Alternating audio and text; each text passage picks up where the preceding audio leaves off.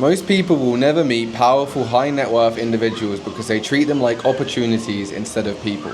I can't really say I networked my way into million-dollar rooms. I just became someone that people wanted to be around.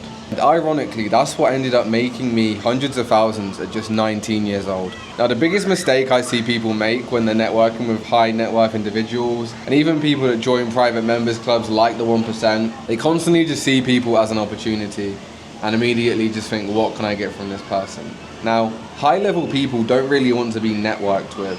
They want 1, respect, 2, they want to see your energy and what you're made of, and 3, they want to see how much ambition you have and what you want to achieve. When I see younger people trying to network, they force conversations, always trying to pitch too early in people's DMs. They ask questions that almost certainly have an agenda. When you do this straight away, when you connect with people, you're immediately just pushing the lead or the deal or whatever you're trying to achieve from connecting with this person further and further away. When someone feels like you're trying to extract value from them, the conversation is already over. I never reply to any of my DMs when I see that people are just blatantly trying to sell something to me without even understanding who I am and what I do. What actually worked for me? Now, I'm going to tell you a little story. It's more something that worked for my friend Jake, but obviously I also reaped the rewards from this, and I learned and I implemented this also in my day-to-day life. So me and Jake started buying crypto in 2017 when we were very, very young individuals. We were 16 at the time, but we never really understood and got involved full-time in the markets until around like 2020. You know, when we had all the GME stuff going on, Roaring Kitty was doing the streaming, that's what really opened our eyes, and we realized like, okay, you can really like change your life off this trading stuff. So we started to dabble in trading. Jake is a very entrepreneurial person. He always gets a lot of ideas and he makes impulsive decisions and really just goes all in on a lot of different things.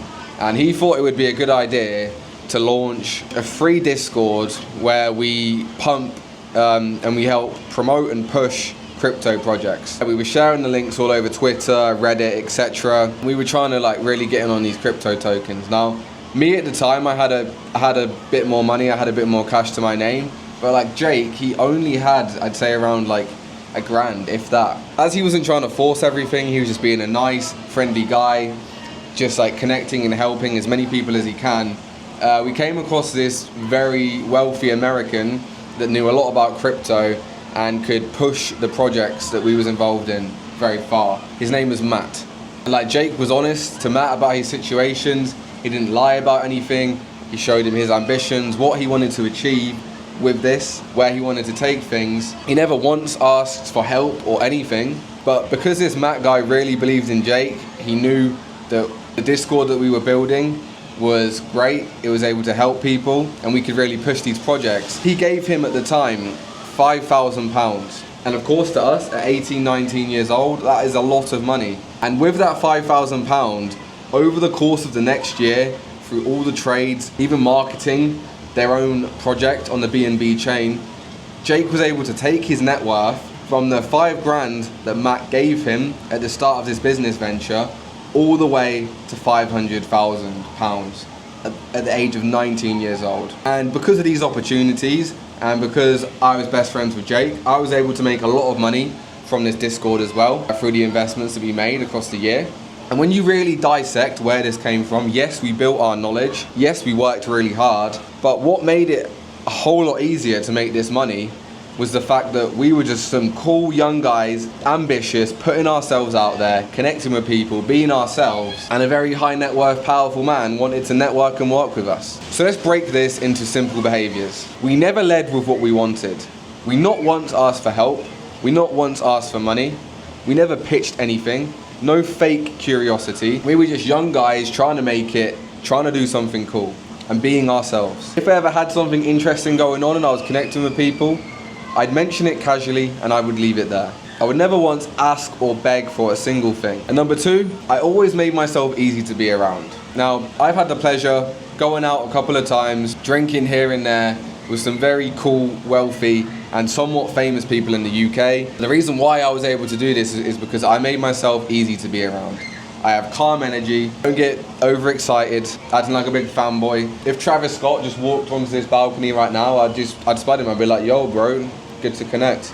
I fuck with your music, That's that. I'm not going to make myself a fanboy over somebody, because what that is going to do, that's going to put them as an authority figure over you, and they're going to think, why am I hanging around with this guy? If Travis Scott walked in here right now, I spotted him and be like, yo bro, fuck with your music, he'll probably sit down, pour himself a coffee, ask me a few questions about my life. Oh, what are you doing in Australia, bro? And we'd actually be able to connect.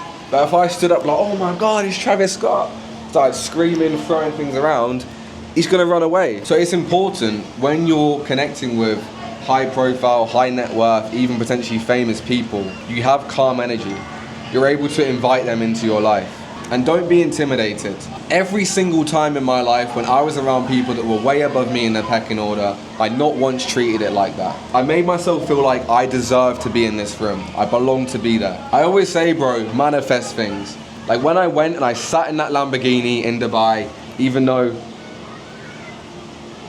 I couldn't even afford to buy one with cash, I sat in that Lamborghini and I felt like I belonged in that car. I did not once get imposter syndrome sitting in that car, because I knew I belonged to be there because of everything and the hard work and everything I do to build my life. I belong and I deserve to sit in that car. And it's the exact same with business, and it's the exact same with networking. In life, the more you really fantasize about something and you see it as this big, crazy thing that's never going to happen, what it's going to do is going to push it further and further away from you in the universe. Every single cool and powerful connection I've made in my life, I've just been chilling, living my life, connecting with entrepreneurs, hosting meetups, and these people just come into my life. I never once begged for it, because all that's going to do is push it further and further away from me, and I'm going to feel like I don't even deserve to be around these people. Opportunities only came after I stopped looking for them. If you completely beg for opportunities, people are going to see you as desperate. If you're in high profile rooms, you talk about your aspirations and what you achieve in your life, someone will offer you an intro, someone will ask you what you're working on, and someone will open a door without you asking. That is how it always happens. I've never seen successful networking go any other way than that. And one of the biggest laws of reality, if you want access to powerful people, become powerful in energy first. Like, yes, I've just gone out sometimes and I bumped into powerful people, but would I have been in these places if I wasn't disciplined? Would I have been in these places if I didn't have self-respect and love for myself? Would I have been in these places if I didn't have direction? Would I have been in these places if I didn't have standards? No, because I always met them in high-end places around the world in a different country to where I'm from. So if you want to be around powerful people, put the work into your life in all areas of life, your appearance, the way you dress, the way you smell, your discipline, your physique, what you're working on. Things will come to you. You don't have to beg for it, you don't have to try for it. So, to round things up, number one, stop calling it networking. I only really stopped doing this recently. As you guys know, I'm changing and developing my life on a day-to-day time frame. You guys are seeing me make changes in my life. I've stopped calling it networking. I even changed the name of our community from 1% Network to 1% Collective. Stop calling it networking. Networking is gay as fuck. The word is gay. Rich, successful millionaires do not like the word networking. Number two, stop asking for value. Tell people your aspirations, your goals, what you're working on, what you want to achieve in a subtle way, and opportunities will come to you. In the 1%, we don't chase, we attract. Number three, build something. Good opportunities always attract builders, because builders are very hardworking. Being a founder is the hardest job in the world. You literally have so much on your fucking head. So if anyone's a founder, I like to connect with them just because they're cool.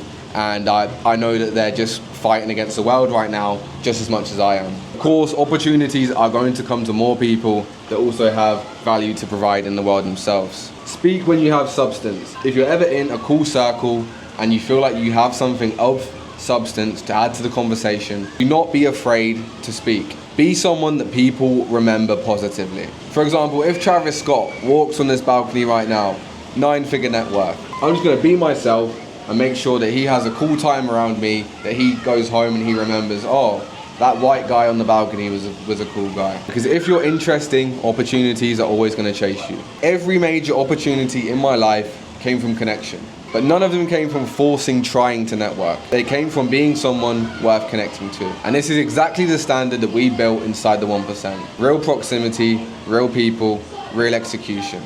If you know, you know. Peace out. See you guys in the next one.